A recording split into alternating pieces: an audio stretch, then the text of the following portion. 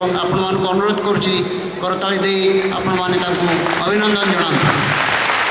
मंत्री श्रीयुक्त प्रताप जेना जड़े युवा मंत्री एवं तांकर विशेष नाम रही। गोटे कथा मते खूब भल लगिला। आमे माने जते बळे तांको जाइथिलु भुवनेश्वर रे अनुरोध करथुलु तांको प्रकोष्ठ रे असेंबली चलीथिबा समय रे सी हमको दीर्घ समय देले एवं विशेषकर गुड़िया मानकर समस्या कौन एवं ता भितर को किभली तार किसी समाधान कर विशेषकर आमर शिक्षा सेल मिलित मंच जो शिक्षा सेल गठन कर मुख्य श्रीयुक्त श्रीकांत पंडा उपस्थित थे एवं आम आलोचना से कलु मंत्री जो प्रकार देखिलु आम से जो प्रकार इच्छा प्रवणता जे किसी करेंगे सेटा आमको खूब आनंद देछि।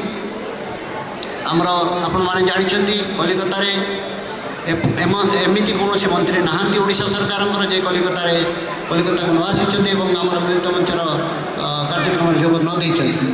विशेषकर माननीय मुख्यमंत्री आसी एवं श्रीयुक्त प्यारीमोहन महापात्र आसी डॉक्टर दामोदर राउत आसी प्रफुल्ल घड़े श्रीयुक्त प्रफुल्ल घड़े आसी विभिन्न समय विभिन्न मंत्री आमर ओडिशा सरकार वरिष्ठ मंत्री माने एठारे आसी आम मानकर कार्यक्रम योगदान कर।